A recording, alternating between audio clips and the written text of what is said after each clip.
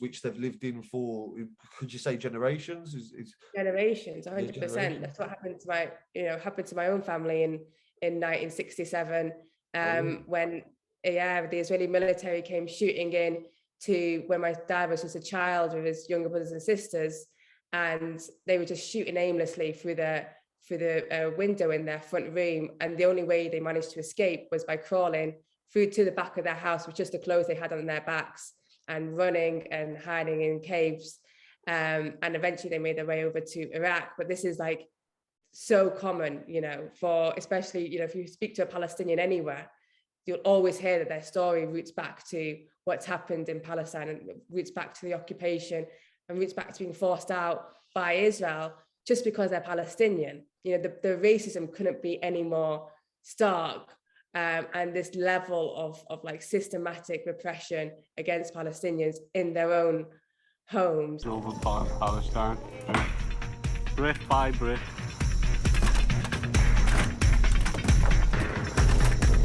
Weapons of destruction. Our blood, our profit, our covers, in Palestinian blood. Looks like the ghost of them. Because often it gets smeared, the fine line with the anti-Semitism. So any criticism of Israel's actions, we usually be like, oh, you're trying to just criticize Jews as a whole or something like this. And that's where it starts to muddy the ground. In my opinion, do you agree with that in relation to like the politics and the way that you have to approach it to avoid being labeled in any way as like anti-Semitic, for example? Yeah, I think before, when I done campaigning for Palestine before Palestine Action, it was something that it just became so normalized, in the sense that it was a tactic. They talked about this, the Israel lobby. I think Mark Regev, the old Israeli ambassador, used to say that if you want to combat activism for Palestine, call them anti-Semitic. And it was a tactic that was used. And obviously, genuine anti-Semitism has to be stomped out. But we saw it time and time again when it was used to distract away from what Israel, which is and the political ideology that Israel is imposing upon the Palestinians, and what they're doing to the Palestinians, to distract away from that. Which is recognised as breaking international law, as we keep breaking international law. It's an apartheid regime. And I mean, Palestinians are literally being forced out their homes, massacred by Israel, continually oppressed and by Israel's apartheid regime, just because they're Palestinian. Can we elaborate on apartheid for anybody? Sorry to interrupt, but I just think it's important to. So apartheid, obviously, some may be familiar with South Africa, obviously being the main example of an apartheid regime. So that's the division, is that correct? Division of races. And how is in Palestine, does that look, if that makes sense? Like, where is there's areas that are separated, aren't they? And Israel are trying to take them areas, is that correct? Yeah, definitely. They're building basically, so I probably don't know the legal definition off the top of my head, but the basic of apartheid is you treat a group of people as second or third class citizens based on their race, etc. So for Palestinians, it is that in the West Bank, for example, they're under an occupation, which means that if Palestinians want to go to school, they got to go through checkpoints where there'll be soldiers waiting for them. They might have to wait hours just to get through a checkpoint.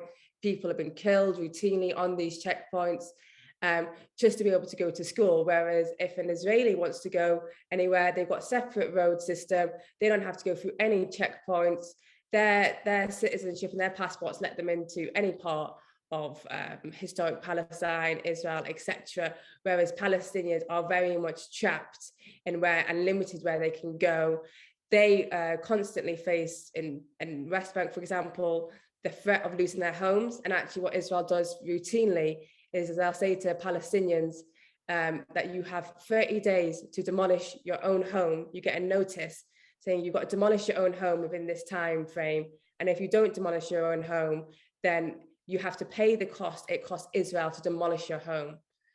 So they're literally trying to they force Palestinians in some cases to actually destroy their own home or be in debt to the occupier.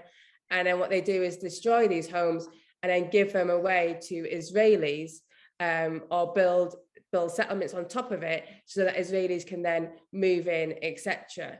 And then we see it in Gaza, where literally evicting families from their homes, which they've lived in for, could you say generations? Generations, 100%. That's what happened to my, happened to my own family in 1967, when the Israeli military came shooting in to when my dad was just a child with his younger brothers and sisters, and they were just shooting aimlessly through the window in their front room, and the only way they managed to escape was by crawling through to the back of their house with just the clothes they had on their backs, and running and hiding in caves, and eventually they made their way over to Iraq. But this is like so common, for especially, if you speak to a Palestinian anywhere, you'll always hear that their story roots back to what's happened in Palestine, and roots back to the occupation, and roots back to being forced out by Israel just because they're Palestinian. The racism couldn't be any more stark, and this level of like systematic repression against Palestinians in their own homes, in their own land, which they've lived in for centuries. And these are all this is the reality we're facing. And it's all enforced by the special forces, Israeli special forces. Is that what they're called? The people that enforce. But yeah, they call themselves Israeli Defense Forces, and this is where Elbit is Israel's largest arms company. So they're one of the main providers for Israel's military. So when we see what's happening on the news, etc., often you can actually trace back those people killed to weapons and companies that are operating on our doorsteps here. Yeah, so Elbit being the factory where you guys have been actively shutting down, that's the coverage that I did last year of both of them. And so you're saying that Elbit is an Israeli-owned company, it's not a British company supplying is it BSE, British Systems, that make weapons also? BAE, yeah. So it's not a British company selling to them. It is an Israeli-funded company operating in the UK. Is that correct? Yeah, exactly.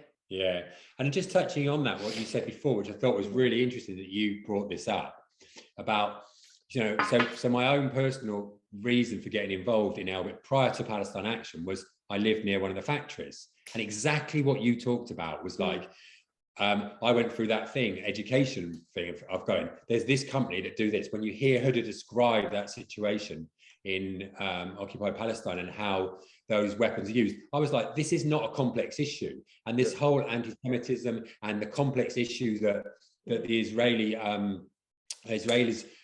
try and make this a complicated issue. It's not, right? Elbit Systems are the most evil of the evil companies in the world. They literally almost like their defense becomes almost propaganda. Would that be inaccurate? Yeah, no, totally. Let's make this confusing. It's not. This company make these things, as we've heard. They market. They're that bad. They market themselves as battle tested, these weapons, and then sell them to other people. Even banks like HSBC, not known for being particularly ethical, won't invest in them. This company is the worst of the worst. And actually, we see exactly like you said, people find out about it and then they get involved. So when Leicester, nobody knew there was a factory there, 4 people went on a roof, 1,000 people came out and blocked it afterwards. And then so this kind of idea that we have to overly educate people, it's a simple issue, right? This is an occupied people, this is a people living under apartheid regime. This company, Elbit Systems, and their factory Elite KL in Tamworth, their landlords, as we said, in Harborne, Fisher German, or their managing agents, and their factory in Shenstone in Tamworth, UAV Engines, and in Leicester. This is what upholds this system. And this is why people then find that out and then go, well, I'm not having that. I'm a simple guy, right? Yeah, I've not got degrees and all this sort of stuff, but I know when something's wrong, like those people do in these normal communities, you go, I'm not having that in my community. And if they want to, they can get rid of it by really simple actions. As we saw this week, people did actions, they had nothing, just the bare hands, and they took the roof off. People have lied in front of gates, as you described, and that's symbolic, but it also stops the lorries going in and getting the weapons. Sitting in front of the gates, joining arms, flying that flag. All these are things that people in those local communities, we don't want these. We don't want these weapons in these places. We don't want these weapons companies making them in our towns and cities. My mum's from Birmingham. She doesn't want these places being made there, right? We don't want these as well. They're using our name, because when it goes from our country, people assume that's you've endorsed it. Do you understand what I mean by that? Okay. Yeah, so in relation to people knowing So how on earth, with all this going on, could people possibly not know? And in my opinion, just my opinion, obviously, I want to hear yours, but I'd say there's pretty much a media blackout on obviously any coverage of these things. When I went to Kitts Green, Arconic, which is another company similar to Elbit that produces military equipment and stuff. Is that accurate? Is that an accurate description? Yeah.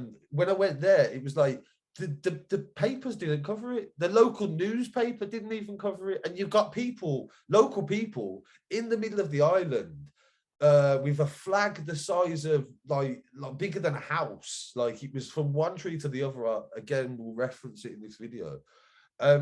Really getting behind it. Do you know what I'm saying? Shutting down a whole road, hours, people on the roof, etc., and no media coverage. So from what you're saying, when people hear about these, they usually just naturally see the injustice and draw towards it. So do you think that the mainstream media blackout could that be to prevent people from listening to it, to stop you guys from getting the support? Yeah, I think it's quite, if we were we support other groups and their aims, but if we were Extinction Rebellion, for example, and they'd done these level of actions, it will be all over the place, right? Because it's related to the environment, etc. When it comes to Palestine, regardless of Palestine Action, there is a media blackout already. And so when we do direct action, actually, we're pushing it because we do get more coverage, let's say, than you would normally get for a protest. But at the same time, it's still nothing compared to what it should be. But we know that we're in an uphill battle when it comes to that stuff. But it shows in itself, the community is coming out, people coming out and supporting it. They don't need necessarily that media coverage to know what's going on and to get out there. And we've got things now like social media, etc., independent places where we can push out the message without having to, have to constantly wait for the mainstream media to pick things up. Is it frustrating? Yes, but at the end of the day, we've still had massive victories without the mainstream media covering it. And I actually think that sometimes, the BBC might give us a mention here and there, like, basic report we've had a few times. I think got no choice. About after the fourth time they covered us, it will literally be like a few lines, right? And then at one point, they actually called Elbit a weapons factory. And that was a win because they wouldn't even call it a weapons. They'd just go a defense company or this company. Or they just ignore the fact that it's a weapons company, even though there's people up there throwing red paint all over the place, etc. So, and then actually what happened is after a few hours, they then changed the headline and take out weapons. Oh, yeah. Oh, so someone must have tweeted them or whatever and give them I think, like I had said, it's very frustrating, and we push it out and we get as far as we can. And we want to obviously be in those places, right? Yeah, media's not our main aim, it's to shut down the factories, but it's crucial, right? Yeah. Just interesting to see what they will ignore, do you know what I'm saying? Well, no, totally. But what I would say is the independent media, and those smaller platforms like yourselves, right? This is where we draw our support from, The liberal middle class that read The Guardian, okay, are probably not going to come out and do our actions. We've never been in The Guardian. We've been in the BBC. We've never once been in The Guardian. And you'd assume The Guardian, from the way that it markets itself, you'd assume The Guardian would be there in an instant, would you not? Yeah. But actually the people who watch your channel, who watch the independent channels, they're the people who are engaged in the issue and are more likely going to take action. So it's crucial to us to be in all of those places. It means we have to work harder and do more things than just going on one and seeing things. But hey, we get to speak to fun people like you, and we get different audiences, and that's what it's about, actually getting out into communities, community newspapers, community broadcasters who are actually connected properly to the community. They're not the elites who want to uphold these at the end of the day, because social media, we live in this age where everyone's just bothered about how they look on social media, what they can make people think. But like you said, when it comes to actually, like, where are you? Like, where are you in the real world? Do you know what I'm saying? Are you actually out here, or have you just got a Palestine flag in your bio? Do you know what I'm saying? Like, are you really trying to help, or do you just think it aesthetically looks good for your social media profile? Do you understand what I mean by that? And that's where I think that the difference is now, is that now more than ever, it's important to actually show that you care in relation to what is coming and happening now. So for people that have just heard about you guys, how can they get involved with you now? Like, what have you got coming up? Have you got anything in Birmingham, Midlands that you got going on? Yeah, so we're coming up with Low Key a week from today, which is when we're recording. So I don't know if it's going to be up today, but basically on Saturday, 12th of March in the warehouse in Birmingham. Okay. I can send you the link so you can post it out to people. It's going to be 3 to 5 p.m. Yeah. I'd love to come along. I'd love to come check it out. I'd love to come check it out. So what's going to be happening there then? So he's Low Key, obviously artist, London, big supporter of the Grenfell Tower tragedy, and also a massive supporter of Palestine Action, isn't he? He's using his celebrity, which is very rare nowadays, to obviously highlight things that other people don't want to tread onto, if that makes sense. You know what I mean? Some people they'd rather just talk about the easy subjects, not the difficult subjects. And Loki's definitely somebody that isn't afraid to say what he thinks and also raise that awareness. That's a big person to have supporting the thing. So yes, but generally in brief, what's going to happen there? What can people expect if they come along? Yeah, so we're going to be talking about basically how we can mobilize the communities in Birmingham around these factories, how people can take action, different levels of actions as well, from people going on the roof to people blockading the gates to protesting outside, and just going through with everyone what we can do and taking the next steps. Now, we've got rid of Elbit in Oldham. We need to get rid of Elbit in Staffordshire, in the Midlands, and get rid of these factories and hold them to account. So it's about engaging the local community in taking the next steps to getting rid of these factories for good. So that's going to be happening in Birmingham. We're also should be coming to Leicester, but that will be announced relatively soon in the next few days as well. Same setup. A little mini tour, is that the sort of thing that you got planning for this year? Is this like obviously, are you going to go like other local cities around the UK? Is there any plans for like London or further up north? Yeah, so we're basically planning on going everywhere that there is an Elbit factory. So we're going to Leicester, we're going to London, we're going Bristol, Kent, and a couple of other places. Manchester. But Manchester, that's on Wednesday, yeah. So we're planning on going around, speak to as many people as possible, mobilizing as many people as possible, getting as many people involved and getting rid of these factories. We don't want this campaign, some organizations set up and they look at the long term. We look at the short term. We want to get rid of this company as fast as possible, stop them from operating, send a message to all of the companies that you cannot get away with profiting and literally testing your weapons on an occupied people, and working towards ending British complicity with Israeli apartheid. And we know that to do that, we need everyone on board and we need more and more people taking part. And so for us, it's crucial that we get into the communities and we're speaking directly to the people. So people can come along to that. If people want to join, basically, if you sign up, it's just a short form, and I can send you the link to that. But if you sign up, basically, you'll get a call from someone in Palestine Action. You could be invited to workshops, find out more about what you can do, how you can take direct action if that's what you want to do, and other ways that you can support. And so just get involved, find out more, meet other people doing the same thing in your area, and shut Elbit down. Where can they find you online? What's your social media? You're on Twitter, Instagram, stuff like that? So we're on Twitter, Instagram. We got removed off Facebook, unfortunately. After 2 months. It didn't take long. Bloody hell. But anyway, that's another story for another day. Zuckerberg. But so we got Twitter. What's the Twitter? I'll put all the links in on the screen. But Twitter, Instagram @pal_action. Website PalestineAction.org. Palestine Action. That's for they can get all the latest updates. So you keep everyone clued up on everything on the website. Is that correct? Yes. The recent incident that I seen in Israel with the forces and the 12-year-old girl that was assaulted. I think some people. Is there any can you elaborate any further on what was actually occurring in that situation, and why some people why people should know that what the security forces did was wrong?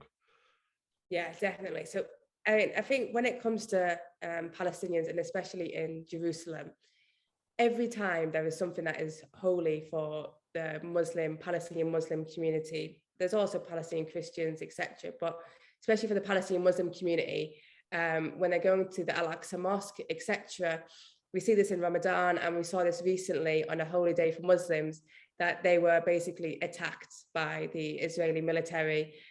We saw I actually covered that story. I'll play that footage too. I've got that footage from the Al-Aqsa Mosque. Yeah. And the security forces stormed it, didn't they? Didn't they storm the mosque? Yeah, I think they stormed stun grenade as well. Stormed the mosque, and they used stun grenades on the people. This again is produced by Elbit. Beat up children. I think the youngest to be injured was a 6-month-old baby, and this is. And I think the scenes, they weren't quite far from what was happening there. But unfortunately, this is routine for Palestinians, and this is what they're kind of use force against children. Is that a security force? That's pretty normal for security forces. Yeah, 100%. Wasn't I'm so sorry, I haven't got the notes on me now, but wasn't there a young boy that was killed recently by security forces as well? Israeli forces killed a Palestinian boy in the occupied West Bank on Tuesday.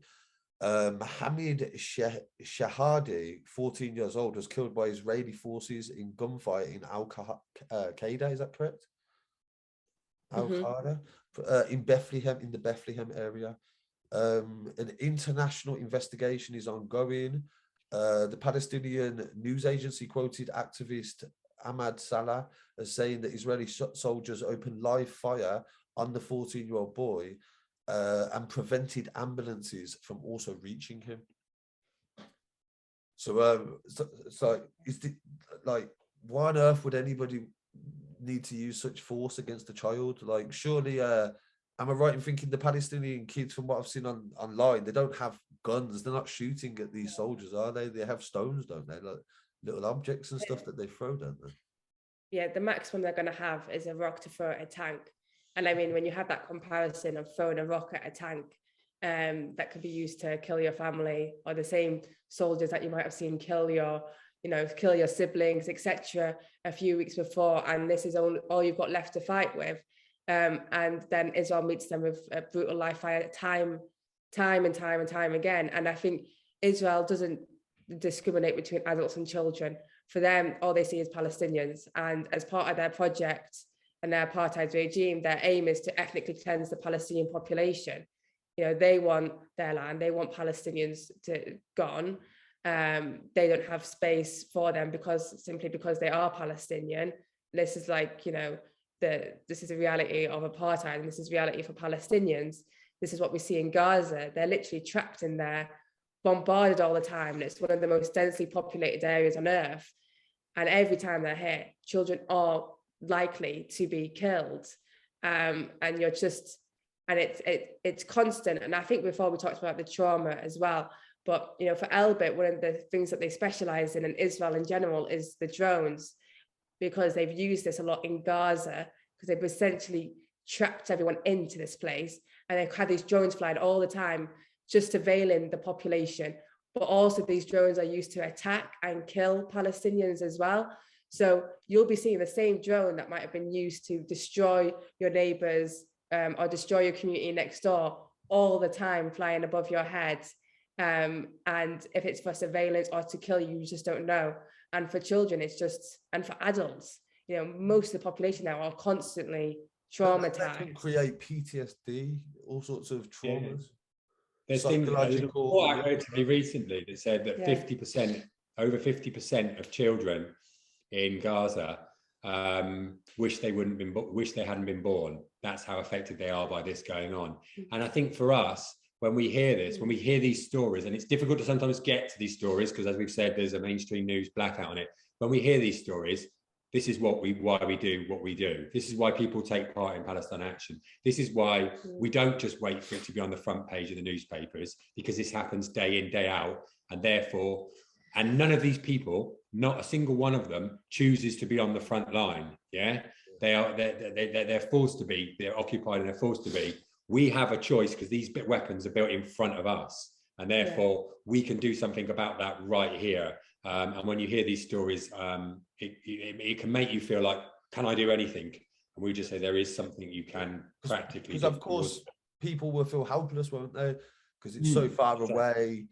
How on earth could I do anything? But like, we can. Each one of us has got the capabilities of doing something, even if it's just spreading a word or raising awareness. They do say in this article, this is off Al Jazeera I'm referencing, they said that the Israeli forces, during that murder of that 14-year-old, they said there was conducting anti-terrorism patrols. So would they class what children as terrorists? Children throwing stones as terrorists? That just doesn't equate as what a terrorist is in the definition in my eyes. What do you think about that? No, I don't. No, I definitely agree with you. I don't think it equates to terrorism. And we've seen even like NGOs and charities like helping children get classed as terrorists in Palestine. We saw that recently. They're classing, for them, they're playing into. For throwing stones. They're playing into the Western media, the view of Palestinians, etc., by saying anything is justified. You can kill people as long as you can just say that, oh, that it's a terrorist thing, etc. Similar to how, like, would you say it was like similar to the way the mainstream media like vilify like immigrants and refugees, like the way that like if they can depict the Palestinians as violent, aggressive, unreasonable, maybe uncivilized, if you know what I mean, as a propaganda element, like, do you think that is something that some maybe media, but the political angle, is that what it's about, is to try to discredit the Palestinian cause, to make them seem like they are violent and they don't deserve anything? Would that be fair to say? Yeah, I think that's exactly it. It's about dehumanizing them. If you don't relate to someone as a human being, or you make them sound, as if they are less than others in some way, then people won't react in the same way as if they weren't dehumanized. We've and seen it's this throughout history, haven't we? To stop people from acting. Yeah. Israel can't have an apartheid regime without this global support of governments and from companies which are providing them these, the crucial components across the world. The reason that they have is so far entrenched is because they have got this support. So I think for us, it is doing what we can to end that support from where we are. And Britain has a key role in this. From over 100 years ago, they basically issued the Balfour Declaration. Literally, I was racking my brain for that. Then, the Balfour Agreement, was that 1948? Sorry to interrupt you. That was 1917. Oh, so that 1948, Israel was created. Was that when Israel was formed in 1948? Okay, so 1917 was the Balfour Declaration, where the Foreign Secretary of this government in the UK basically issued a statement which calls for a Jewish homeland in historic Palestine, where the vast majority of people weren't Jewish. And basically they called for the ethnic cleansing of the Palestinian people to create Israel. So Britain, who had no right to do this, basically gave away the land of Palestine to Zionists and said, go ahead, we're going to help you colonize and take over Palestine, which is exactly what they did. And in 1948, we saw that we call it, it actually translates as, we call it the Nakba, which means the Great Catastrophe, because this is when the Zionist militia, backed by Western governments, went in and basically destroyed over 500 towns and villages, raped, killed, destroyed families, etc. And they basically then took over the majority of Palestine and forced out more than half of the population of Palestine during that time in 1948. And that's how they created what we call now Israel. And then later on went to continue to occupy and try and continue that in other parts. So since then, we call it the ongoing Nakba, because they're still going with it. They're still trying to force all 60, 70 years later, generations, because obviously you explained to me about your father's childhood and what they experienced, and now all these generations later, children are still being persecuted by a government based solely on who they are and what they come from and who their parents are. Is that correct?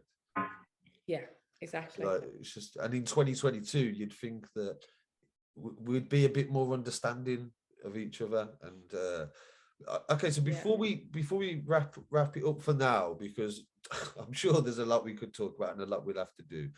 And then I know that I very rarely hear it of anyone's opinion on any sort of solution.